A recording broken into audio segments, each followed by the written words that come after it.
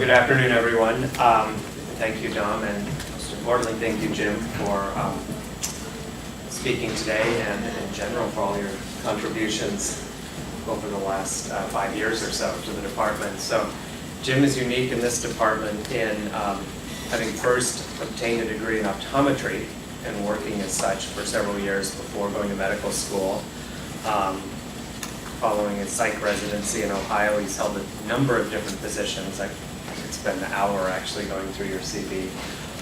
So I'll try to summarize a little bit. He came to us from McMaster in 2012 and has headed our CL service ever since then. Worked very hard on expanding our embedded clinic services throughout the department. With CL as his home base, also served as the interim vice chair for clinical affairs here for several years, and has had many interests over time. It's really kind of fun to look through all your publications, a whole variety of different psychosomatically focused topics. Most recently, a lot of work on telepsychiatry and treating patients from a distance through the use of video and other forms of technology.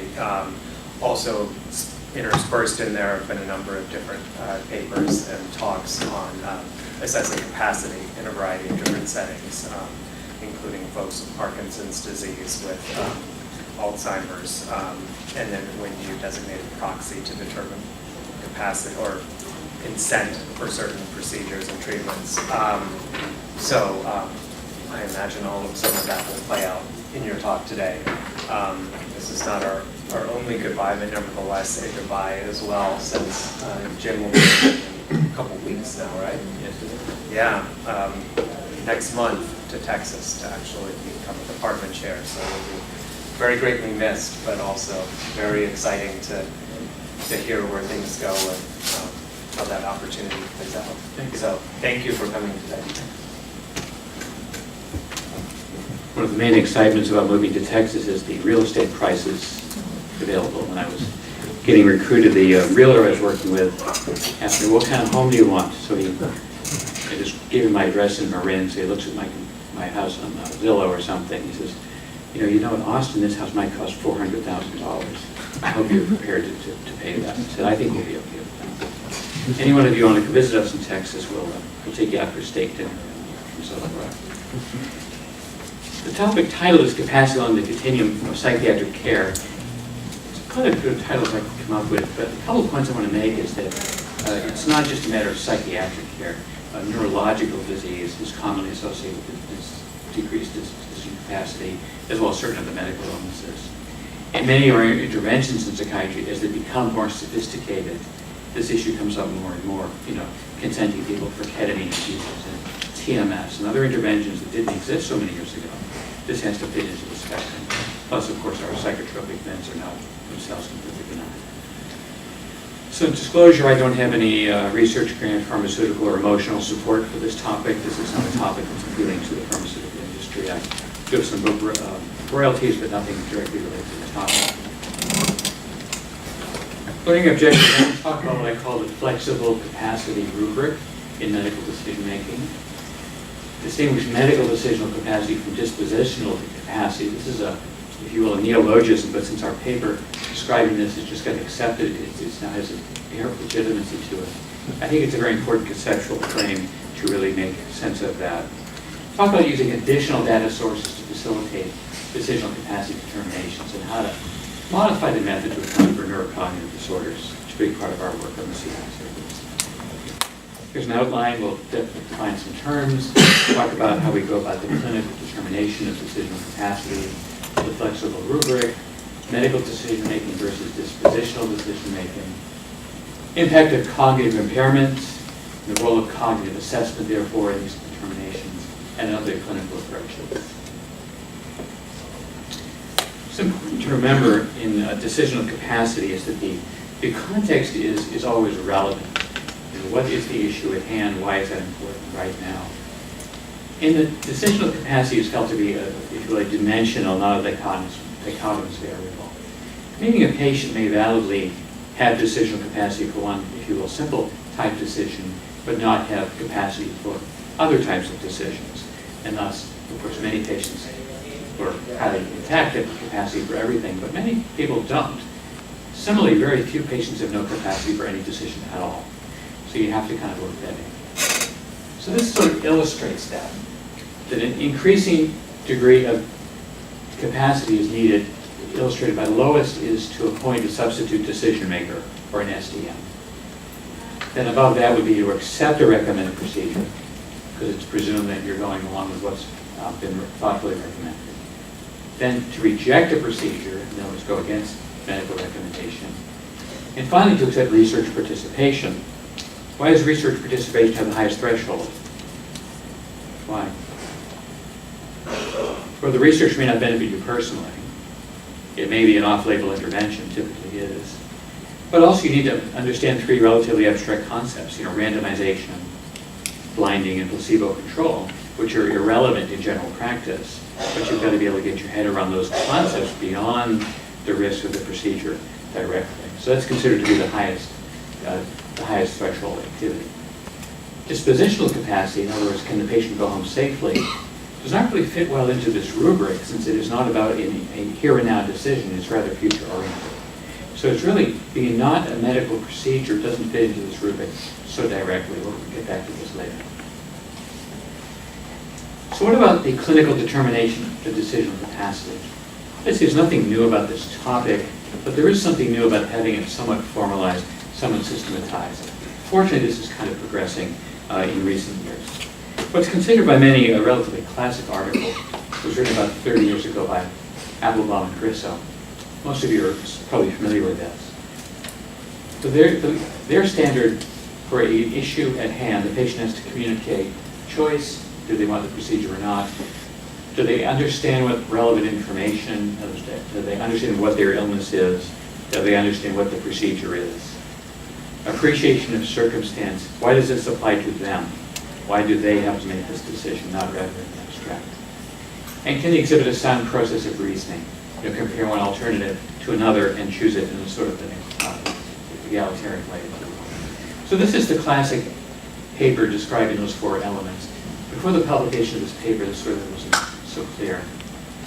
However, in recent years, there's been development of further approaches which further refine this determination. First is the increasingly common use of formal cognitive assessment in decisional capacity, not in lieu of the Applebaum and Grisso exercise, but in the supplement. The two most commonly used clinically are the mini-mental state exam and the MOCA exam. These have a lot of commonality in that they're both bedside administered, both are 30 points. The scale or interpretation is, though not identical, basically similar, and thus they correlate one to the other rather well. However, I will say the MOCA test licensees are a much more pleasant group to deal with. They actively encourage the use of their instrument. They have 26 different languages, whereas the mini-mental state is highly licensed and rather difficult administratively to deal with. And there are a series of structured clinical interviews for research. One is called the MacArthur, which kind of operationalizes the Applebaum and Grisso criteria in a more formal interview. But it's more of a research instrument. It's done in a clinical way, sort of exceptional. So what are some common scenarios for decisional capacity assessment? When does this come up? What's the context? Well, a common one, of course, is the patient request to go against medical advice, or AMA. Kind of related to that, but slightly different, is the patient refusing recommended treatment. Not necessarily wanting to leave the hospital, but just refusing whatever's been offered. Not always picked up on as much as I would like, but I think an important one is that patients exhibit cognitive impairment even while agreeing to treatment. These are the ones we especially want to see, because what's the typical delirium risk going to be of someone like this after you do the invasive procedure? It's going to be much higher. So at the very least, you want to ascertain cognitive status and do a little delirium prevention. So we really want to be called on these, obviously. Patients who exhibit fluctuating decisions, yes, I'll do it, no, I won't, yes, I'll do it, no, I won't. If you don't own a choice consistently, that is failure to make a choice. Okay? So teams that pick up on this, that's very important. Non-compliance, which of course is very generic, refers to numerous problems with cooperation with care, but nonetheless this sometimes generates the question, if the patient is so non-compliant, maybe that's because they just don't understand the clinical matters at hand. Increasingly in recent years, we're called on to give an opinion on can patients accept placement, decide to accept or reject or whatever as far as the outpatient follow-up. This is a fundamentally different issue, of course, because this is not about a discrete issue of informed consent in the moment. That's often irrelevant, but it's future decision-making, how well is the patient projected to do, and thus really does not fit into informed consent in the same way. This slide was duplicated, we must really mean it. Okay, I'll skip over this second. Okay, a couple important points, and sometimes I want to get a rubber stamp that just has this and just stamp this everywhere. We seem to say this so often, but I'll go over it with you here now. The psychiatric audience, I would hope, would be intuitively appreciating of this. So first is that decisional capacity cannot be assumed to be impaired solely because of the presence of psychiatric and or neurological illness. Right? Remember, the only difference between psychiatric and neurological illness is the specialty treating it. There really is much more overlap than difference. But just because, quote, they have dementia, just because they have schizophrenia, you can't pronounce decisional capacity per se one way or the other. You've got to figure it out. What you need to really do is look at the functional status and the cognitive status and the decision at hand and put all that together in like a cross product. For example, and this comes up quite regularly for us, of course, a recent suicide attempt does not necessarily mean reduced decisional capacity for subsequent medical care.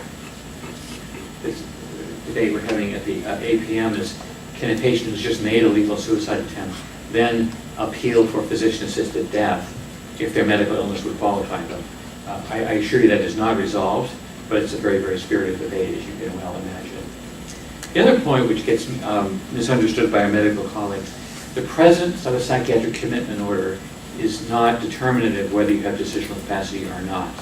You may yes, you may no, it has to be separately determined. So when we get the questions, they're on a 50-on-50, therefore they have no decisional capacity, right? Or they just made a suicide attempt, therefore they have no decisional capacity, right? The answer is, we don't know. The answer is, that's what we have to go figure out. But if those issues are on the table, we need to be told to be able to respond. All right. Of course, we deal with delirium a great deal, probably somewhat more so than you do an inpatient, but frankly, it's more of a common problem in inpatient. You know, the more we do ECT and lithium therapy and other delirium provocative interventions. This presents a particular problem because delirium itself is fluctuating. That's one of the characteristics of delirium. So within an episode of delirium, let's say a week's worth, you may actually have decisional capacity at some times and not at others. But during the non-capacity times, you may not remember what you consented to the day before. So this is very tricky what you do with this. And I think there's no unanimous consent on how to handle this other than be aware of the fluctuation in capacity. Added to that, we see this quite often, additional communication barriers, nonverbal patients, patients intubated, patients with sensory impairment, facial burns where you can't see their eyes and they can't express gesture. All this can interfere with optimal assessment. I once had to do a decisional capacity for withdrawal of care on a gentleman who had hanged himself and was now in locked-in syndrome, meaning he only had vertical eye movements, so he couldn't even talk. We had to very laboriously work our way through the exercise using a coded kind of messaging to determine that, in fact, despite his illness, he was found intact for that decision. Okay. Substitute decision maker, sometimes called a proxy. There's different terms in different jurisdictions. Remember, though, that many otherwise impaired patients can at least name a substitute decision maker. All it takes to be able to do this is to identify the individual, that a proxy then is your decision maker on your behalf when you're incapacitated, and that you do not control the acts of a proxy, you can only control the act of appointing them. But you can appoint a proxy even if you don't understand anything about your illness. And sometimes we do this. It's much better to at least have a proxy in place for the complex decision than not at least put this on the table. So as my teammates will tell you, what we often will do is go see someone with questionable decisional capacity, at the very least try to ascertain this. Because at least you get a proxy involved, that makes other things a lot more difficult. The other point, we just had a case like this of a person who went to surgery, a questionably capacitated patient who, mostly on the basis of non-cooperativeness, we could never ascertain a full cognitive assessment, and identified substitute decision maker make the same decision. You see, if they would both make the same decision, then the precision of the patient's decisional capacity is less urgent, because the same decision gets made. So you seek that whenever you can. This is much more pragmatic than an elusive truth regarding decisional capacity, especially in a delirium case where it may fluctuate. So it's often good to kind of, if you'll back it up by identifying the SDM and see what the SDM is assigned. When you're using SDMs, I would be very cautious regarding, quote, family consent. You may not have durable consensus within the supportive network, and the law quite explicitly expects a single surrogate decision maker. So, of course, consensus in support of decision maker is important. Being a substitute decision maker is a very stressful experience. Many people actually don't want to do it. But you would really be well advised to have the consensus of family members support the decision making of the one person and go with that. The surrogate must him or herself be competent. Interestingly, there is no methodology for assessing the capacity of surrogates themselves, because of course surrogates are what? They're not patients. They can't be forced to be evaluated. Often there are other factors. If the surrogate seems to be acting in an incompetent fashion, there's a way to go through the courts for that. That's, however, rarely done. Just be aware of this. I think if the proposed surrogate is known to be cognitively impaired by some other means, one might want to go with that. The charge to the surrogate is to not do what the surrogate wants, but to act as the patient would have wanted, including patient's own preferences. Of course, social services may assist in finding substitute decision maker. This is perfectly legitimate to do this from a distance. We've had patients, surrogates called from overseas, other parts of the country, to kind of get through these decision-making processes, which are often, of course, very painful. But the surrogate does not need to be physically present for decision-making. So dispositional capacity, in other words, the capacity to make decisions to take care of yourself after hospital. Increasingly, we're called on to determine this often on very nebulous grounds. I can't begin to give you a list of how this is phrased. Patient has a psych history. Can they take care of themselves? Patient made a suicide attempt. Now they say they're better, but we don't feel comfortable to make discharge. Those kinds of questions come up, and often we are called in on that. So again, this relates in a conceptual way to inform consent-based medical decisional capacity, in that the cognitive status is important and so forth, but there are important other considerations that make this really a fundamental different decision. What dispositional capacity requires is, in a sense, is a prediction, not a determination. How well will the patient make numerous decisions in their own interest, as opposed to informed consent in the here and now, where it's a single major decision, but it's a single decision only. You're not packaging the future into the present. So in that sense, it's really rather different. So dispositional capacity, of course, requires sort of, if you will, in vivo demonstration of good self-management, self-care skills, and an ability to access the social resources. If patients have social supports, family members, others, they need to do less of this on their own, and you kind of have to take that into account. But neither of these, of course, are medical decision making. They don't require any knowledge about your illness or intervention or any of that. It's about how you manage yourself socially. So because this is a dynamic and social determination building, we routinely invoke occupational therapy. There's a test called CALS, where OT determines how well the person does basic kind of survival skills. Whether they can leave the stove on and start a fire while they cook, or can they remember how to kind of get around certain self-care behaviors. And social work to help as well. I call these second-order consultants in that they wouldn't have been consulted if we hadn't been consulted first. Whereas those services are really not relevant, when you think about it, to a surgical informed consent decision. Right? If you need to decide about a cabbage operation, how you do when you go home is completely irrelevant at the moment. It may be relevant later, but it's not relevant now.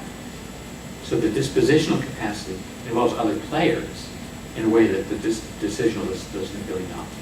Thus we think it's really kind of a different phenomenon. So dispo cap involves self-management and social resource access.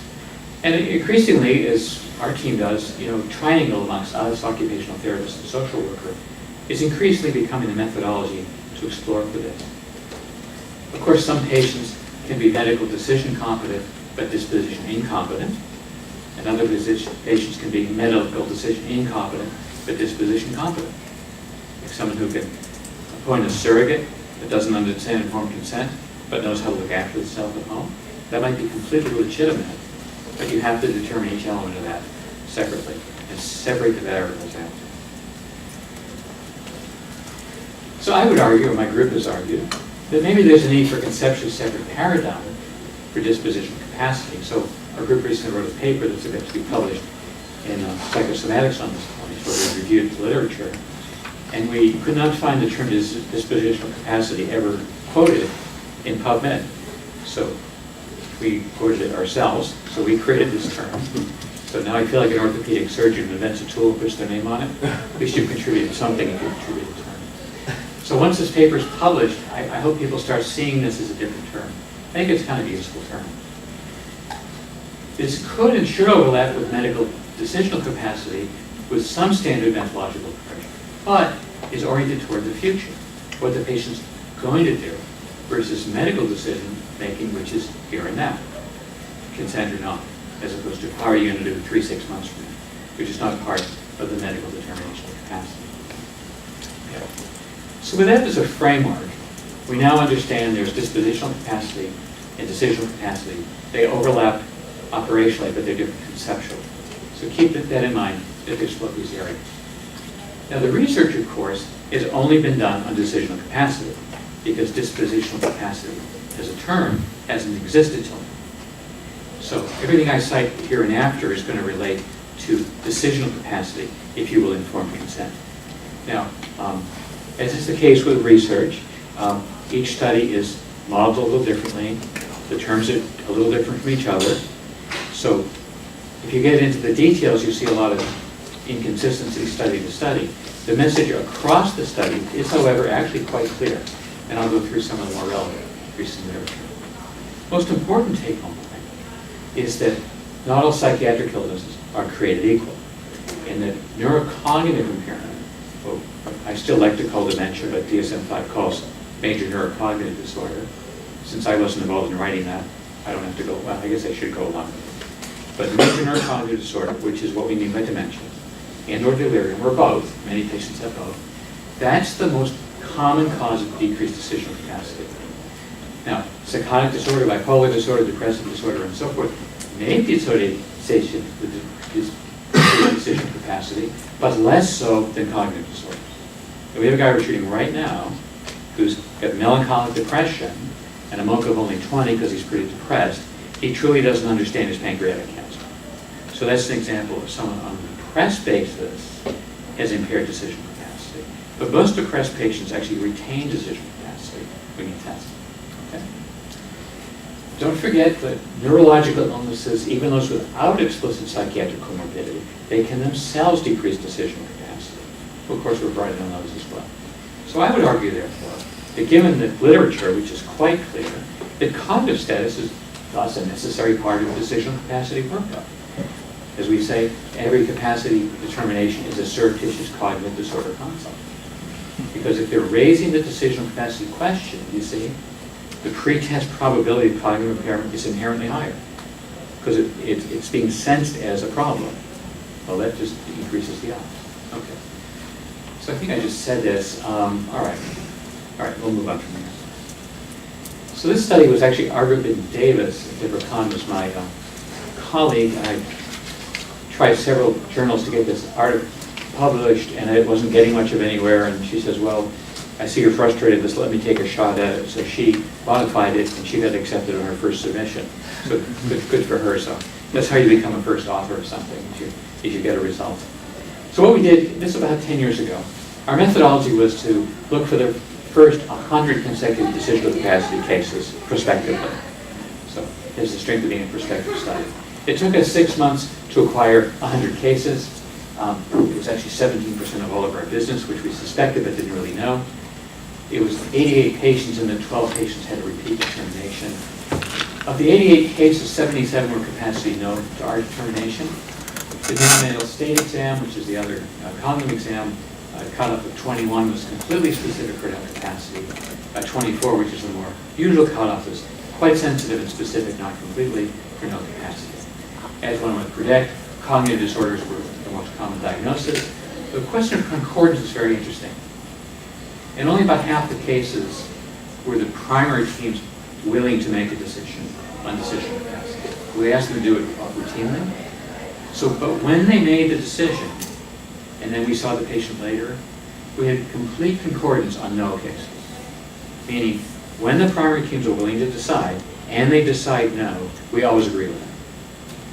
Thus, the primary team's finding of no is highly specific for no capacity. We saw them anyway, of course. Whereas the home teams tended to be more generous with patients than we were. So we overturned several yes decisions to no decisions, but really very rarely the other way around.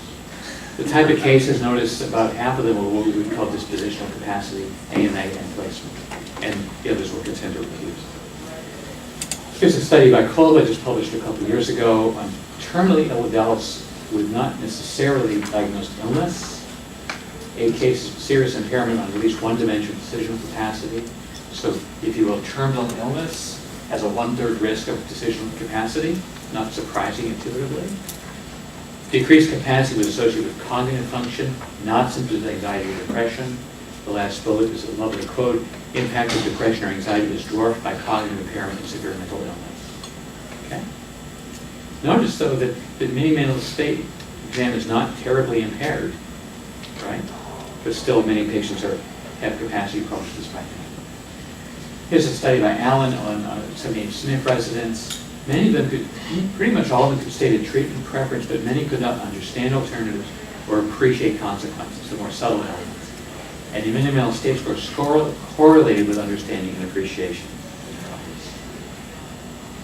It's a case of patients with minimal cognitive impairment, by definition not dementia, but patients who are at risk for dementia.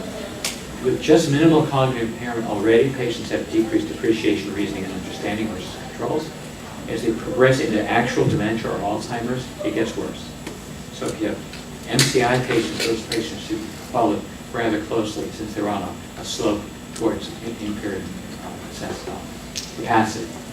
When you use neuropsychology instruments, the MacArthur test correlates very well with your typical neuropsychology battery, and thus the neuropsychology battery correlates with impaired performance. Gormley studied decisional capacity in depression, 15 of whom had neuropsychological impairment referable to the depression, 16 depression patients who did not have neuropsychological impairment. What they found was if you had neuropsychological deficits, they had poorer understanding than the others, but with cueing and rehearsal, they actually improved. So you can actually, if you will, therapize people into a better state of decisional capacity. This is a study of hospice patients without a diagnosis of cognitive disorder, nor what was felt to be clinically apparent cognitive impairment. So patients in hospice who didn't either have demonstrated cognitive impairment or didn't look like it. They looked on them. Many had significant cognitive impairment despite not appearing cognitively impaired. They found that opioid and steroids did not particularly help performance. Benzos actually helped verbal fluency, which is counterintuitive, obviously. But overall, verbal abilities predict decisional capacity, even in people without explicit impairment. Remember that many neurologic illnesses are associated with decisional capacity problems even without explicit psychiatric comorbidity. Here's a study on ALS. Are you surprised to learn that ALS is a 30 to 50% risk of dementia? You usually think of it as a peripheral motor problem, which it is mostly, but it's a cognitive problem as well. So they recommend a thorough battery in ALS patients. ALS, of course, is a relatively rare illness, but it has very specific decisional capacity questions. If they progress with intercostal muscle disease, they eventually need to make decisions about respiratory support. You get a trach and a ventilator to live longer with that. Similarly, when they can't eat anymore, do you make decisions about nutritional support? And when those are not doing well, then about end-of-life decision-making, withdrawal of care, more controversially, even end-of-life procedures. Those are important in ALS. Remember, in ALS, you sometimes get pseudo-vulvar affect, which is an emotional discharge, not necessarily depression per se, but if that's going on at the time, that can affect the person's reasoning. Here's a study, a pretty large CNL study, segregated by age, and what they found is in patients over 65, a quarter had decreased decisional capacity, kind of intuitive, but almost always from dementia. Interestingly, the younger patients on whom consults were called had a higher risk of decisional capacity deficits, most typically delirium or other disorders. And in patients over 65, placement refusal was the most common cause for consult. Now, there's dispositional capacity. Here's a study in Parkinson's disease. Again, Parkinson's has a 50 or greater risk of dementia during the course of Parkinson's, but early Parkinson's tend not to have that. So the design was 16 patients with Parkinson's and dementia, 16 with some cognitive impairment without dementia versus controls. What they found was that both the non-demented but slightly impaired group and the fully demented group both had decreased understanding on decisional capacity. It's a review by Walsek. So age and psychopathology tend not to correlate with with decreased decisional capacity, where specific cognitive deficits do correlate. So dementia, delirium, sometimes depression in decisional capacity, and neurological illness in decisional capacity cases. Regarding the mini-mental state exam, they did find in a review level that patients who scored well below a 16 to a 19 almost inevitably were negative on decisional capacity. Patients greater than 24 or 27 almost always were decisional capacity yes. So there's a gray area in the middle, to be sure, but if you're far from that, you can be very confident that the screening test is very helpful. And these are some other tests you can use in some specific cases. Study by Basso, looking at MS, 36 patients. Again, another illness that if the patients survive long enough, a lot of them do develop dementia later on. There's a high risk of depression in MS as well, not so much psychosis. What they found is that the patients with MS had concurrent neuropsychological deficits that correlated very well to decreased understanding of treatment. However, as a workaround, repetition, cueing, rehearsal, those things did increase decisional capacity to approach that of controls. So even if the patients are diminished, you can actually help them to understand things better. Another study of 366 inpatient consults of decisional capacity. What they found was neurological illness, cognitive disorders, substance abuse were the highest correlation with decisional capacity. And cognitive disorders were more commonly associated with decreased decisional capacity than all other psychiatric disorders. Interesting study with brain metastasis. 41 patients with brain mets regarding decisional capacity. Understanding level in this bunch correlated with attention, fluency, and verbal memory, executive function. There was an association with decreased decisional capacity with poor verbal memory and poor language function. Patients who are aphasic, who are amnestic, they did much worse on the overall decisional capacity exercise. Another study on brain tumors, both primary and metastatic disease, that didn't make any difference. Decisional capacity was correlated to the Karnofsky score. This is a functional score for cancer that takes into account many factors. What they found, interestingly, was even mildly decreased Karnofsky scores, which wouldn't be of great significance medically, correlated with poor decisional capacity. So cancer and even mild functional impairment from cancer might cause more difficulty with decisional capacity than previously thought. What about additional clinical approaches to supplement your standard interview? Okay. Well, Walsek, the same review, talked about this. These are other areas to look at decisional capacity and some instruments to help you.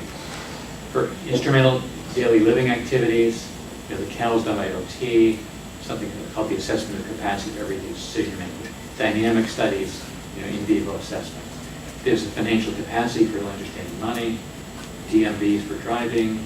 There's actually no formal assessment for sexual consent, but sexual consent maybe needs to be independently assessed sometimes. I could make political comments about voting competence, but I won't. I'll leave that up to you. And testamentary, meaning can you go to court and testify in court? There are instruments for all of these. Depending on the issue at hand, you might need to use some of those things, arrange for the people. What are some treatable areas when the patient presents with decreased decisional capacity? What are some things you can help with? You actually can help with clinical interventions seeking to improve decisional capacity. In fact, you should. So obviously delirium treatment, medical assessment, control risk factors, change medications, get the own medical illness taken care of. All those things we do routinely in delirium cases can have a bearing on a level of decisional capacity of the client. Dementia, perhaps less dramatic than in delirium, but if dementia patients also are on benzos, also are on anticholinergics, they need to get off of those. Maybe you get them on procholinergic agents, maybe they can do a little bit better. Certainly treating depression in dementia, very important to always do that. Depression, again, if it's severe depression, melancholic type, that certainly can correlate with memory function problems. So treat that, see if they get better, like the guy we're treating right now. Try to clean up polypharmacy, which kind of gets back to the delirium question, but try to eliminate things that are known to be cognitively toxic. Benzodiazepines, very sedating medicines, antihistamines, anticholinergics, opioids. There's really quite a lot of this out there, and sometimes your change in the pharmacological treatment can make a difference on the person. Setting that aside, what about modification of the exam? We always tell the medical teams we work with to tell us what the proposed procedure is, so we know what the patient's been told, rather than have the patient just tell us technically. So you want to know what the procedure is that's being planned. Then you try to modify your exam a little bit. Do your basic stuff so you know what the big picture is. But then say, well, let's talk about this procedure that is discussed. What do you understand this to be? Use simplified language. You don't have to say a cabbage operation. You can say they're doing a heart bypass. What does that mean? Can you explain what that means? Using visual stimuli. Some people don't do it so well with words, but they do very well with pictures. So the transplant service has these videos and these materials they give people that are very explicit with diagrams, not just verbal. So really, when you think about it, you should have that kind of stuff for every surgical procedure, shouldn't you? Should you have a website with a description of a cholecystectomy with pictures? Of course you should. So that's not uniformly done, but I think it kind of could be done. Incremental disclosure. These things are very complicated. Maybe you need to do a little bit at a time. Maybe take 2 or 3 sessions if you need to, and then come back and put it together later. Use touchscreen devices to assist communication, especially if there's alternatives involved. A lot to be done with this. Take a tablet that's sort of programmed to the right surgical procedure and rehearse it with the patient. All these are really, I think, very clever ideas. So Applebaum, the same Applebaum as before. He's now 20, 30 years out, he's reviewing the whole consent question in chronic impaired populations. And he went over this in great detail, really recommended that in known dementia patients, so patients already been treated with dementia, they should have decisional capacity reassessed twice a year. That does a couple of things, right? It certainly gives you a better database on how the dementia is progressing, generally, but more specifically, if the patient is getting some medical procedure proposed, you want really nice current information on whether to make the decision. You may not want to trust a determination that's 11 months old. Okay. He affirms that decisional capacity is more commonly impaired in dementia than schizophrenia or depression. In minimal cognitive impairment, like we saw the study earlier, again, that's sort of like a light version of dementia, but it's not normal. It's kind of in the middle. Those patients have, as you suspect, less deficits than patients with dementia, but more deficits than normals. So there'll be some MCI people who don't technically have an illness yet, but they still may struggle with certain areas of decision capacity.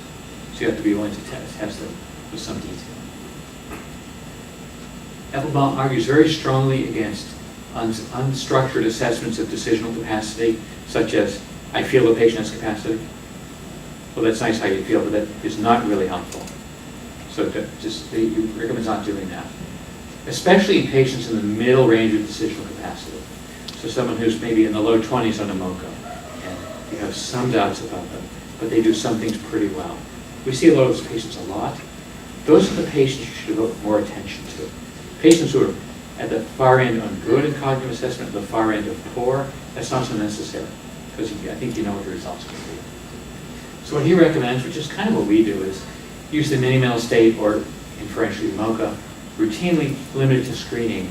And if their patients are in the strong end or the weak end, then that's mostly going to give you the answer.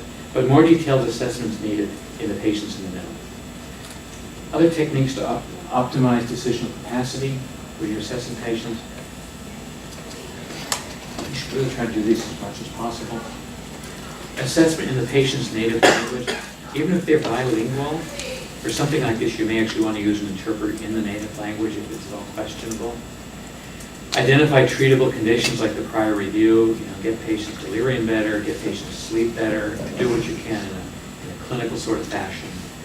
Modify the assessment environment. We probably don't do this enough. Use a quiet place, use a well-lit place. Keep distractions out of the room, turn off media, all that stuff. Many patients who are cognitively impaired will do better in the morning than in the evening. So if it's at all a question, try to get the patients at their freshest, like between 8 and noon, as an example. Modify the informed consent process with repetition and other workarounds, simplification, visual representation, and simplification of the issue. All that can be very helpful. What about patients with, if you will, structural communication barriers? Aphasia syndromes, extreme dysarthria, inability to speak on some other basis. What do you do in those cases? Obviously, this is going to be happening sometimes. Well, try to repeat the information in a different way. Use paraphrasing, several different representations, visual as well as auditory. Use a fixed choice response paradigm, this, then this, this, and this, this, and this, as open-ended. Use repetition. What I just heard you say was this, I want to be sure I understand you, is that what you mean? Or say it a different way. And use the physical aids to help you, communication boards where they can point to things, use of gesture as well as speech.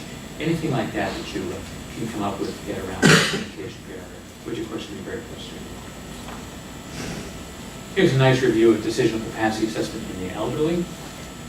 They recommended the MacArthur or the CCTI, which are standard routine capacity assessments. To also routinely assess for delirium using the confusing assessment method, which is the quickest screen, the Memorial, which is a much more elaborate, and the DRS delirium rating scale, which is the most elaborate. The delirium rating scale is the longest of these. This is the one that best distinguishes delirium from dementia. So if you have high score in the DRS, it's delirium. If you're a little below high score, it's dementia, probably, but not delirium. It's more of a research instrument. It takes a lot. Okay, so how to put all this together as a pragmatic clinician? Well, I would start is try to summarize what type of decisional capacity question is at hand. Is it basically an issue of informed consent? Can the patient agree to a procedure? Can they refuse a procedure? Something in the moment, if you will. Versus disposition, which is about social functioning upon leaving hospital.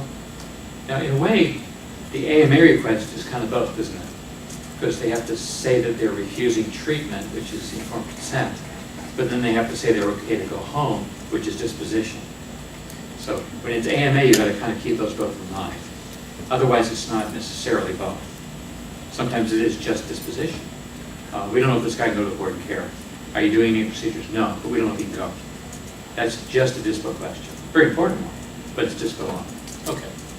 So determine that first, and if it's both, it's both. You just answer them separately. I would then say we do your full routine interview and cognitive disorders workup, standardized cognitive assessment. In other words, the analogy I'd make is if you just answer the decisional capacity question without the formulation, that's the same as doing a suicide risk assessment without determining whether they're depressed or psychotic. I don't think we would do that. Similarly, if the decisional capacity is not normal, you want to know why, because you might be able to intervene. Do cognitive status with standard instruments, and if you need to modify the consent process to help the person do their very best. If they can't perform well with their very best, at least you tried, and then you get a surrogate. On the consent cases, enumerate the 4 factors of understanding, appreciation, rationality, and communication of the choice.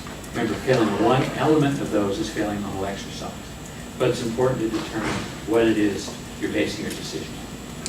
Consider decisional capacity-specific instruments. If you want to learn how to do the MacArthur, for example, that might be handy.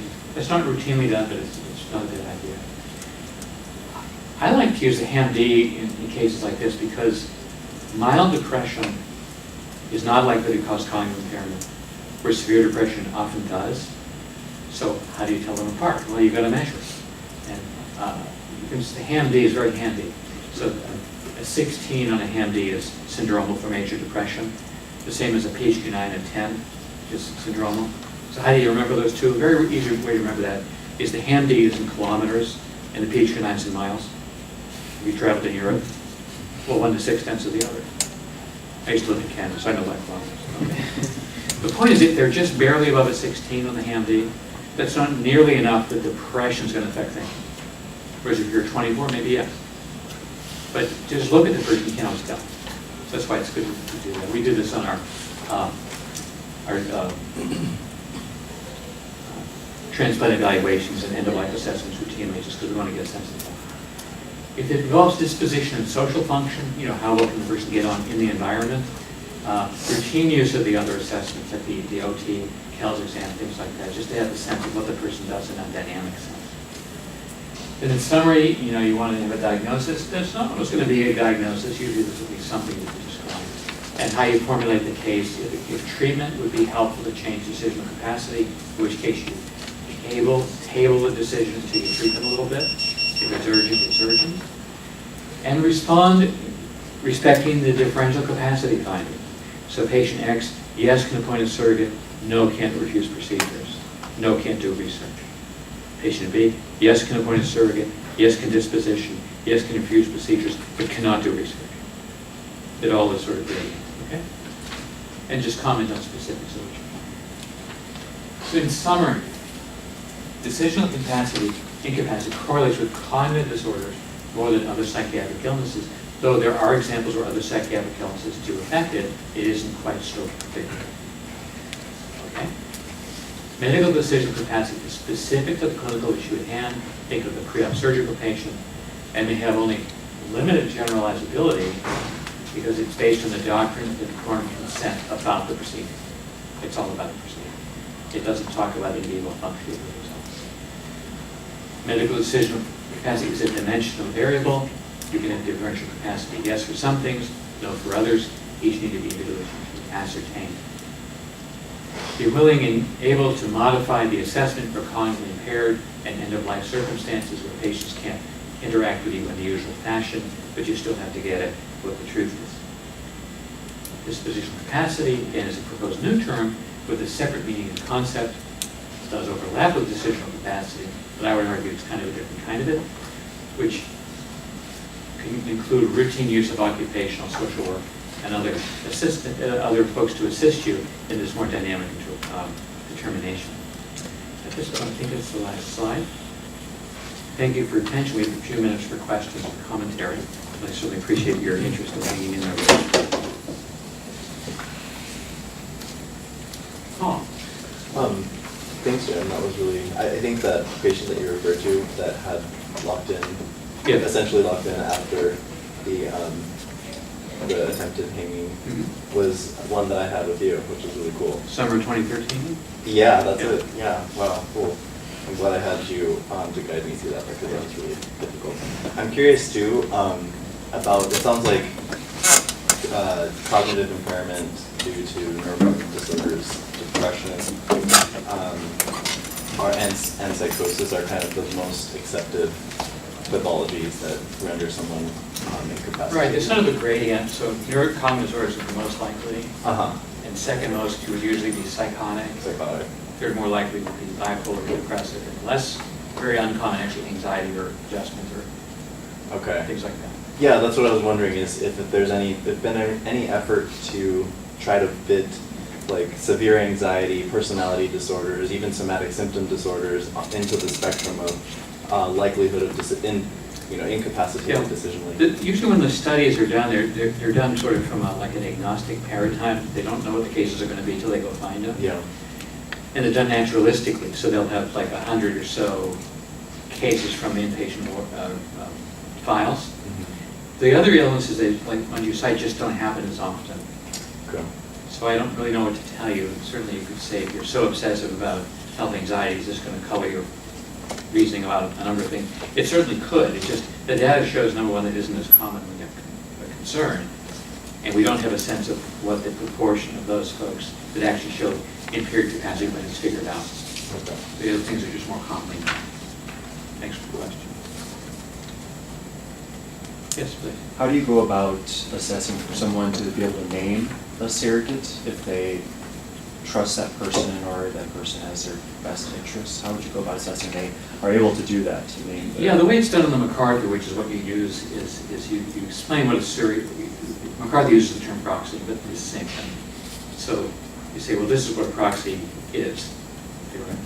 Two elements are, is you have to identify them, or we want you to be able to identify them. And they only take over when you can't make decisions anymore. So they're contingent, if you will, or there was something you can't make a decision about. So what you want to do is get them to identify the person and with some degree of attachment. You know, not just somebody I met in the lobby down there because they're a nice person. That would be a little bit impulsive. But, you know, somebody who knows you, and how do they know you? Well, you know, you're a family member, I've been in touch with them for years, I haven't seen him in a year, but they're somebody I could trust. And did you understand that the person can make another decision than you would, but that's the risk you're taking? And do they accept, if you will, the risk of that itself? And of course, is the person willing to do it? So that's usually what you do. You kind of enumerate the various elements. That way, if they don't understand one piece of that, that tells you something about their understanding of what's going on. And you say this is specific for medical things only. Now, if it becomes legal things, it's a whole different issue. You just stay out of that. Because we're usually mostly interested in the medical aspect. Does that help? Yeah. Thank you. Kind of related to that, Yes, please. if they're not able to identify somebody you don't want to, Yeah. and we've identified some family members, I know that the medical center has a policy on who we can use for decision maker, but, Yeah. you know, for example, one case, we found an ex-wife, Uh-huh. and that was the only family member that we could identify. Yeah. Do you use whoever you can identify? Yeah, and this is more of a social services question, but usually yes. And this is a very interesting part of the law. In the different jurisdictions will determine this differently. Like, I mean, we do Texas. In Texas, there's a formula. So a spouse is number one, and an adult child is number two, and if you don't have two adult children agree, then you do something else. But it's all over under formulaic. Here and other places, it's not defined explicitly. It's the person with the closest interest to the patient, which leaves more to approve from. Now, you may use a surrogate without the patient being able to identify them if they're really very impaired. So that sort of runs into that a little bit. But most places, the patient can choose whoever they want, even if that isn't the person who would get it by the formula if the patient is completely unable to decide. So if you can't figure it out there, that's why we have ethics committees and legal advice. You sort of tell the ethics committee, the legal advisor, what the dilemma is, you ask them to help you solve it. I'll tell you, every time we call the ethics committee, the first question is, why are you calling us? What's the decisional capacity status of the patient? Because they always want to know that. And so we have to give it. And then their formula kind of goes from there. Thanks very much. Anything else? Well, thanks for your attention. Enjoy the rest of your day.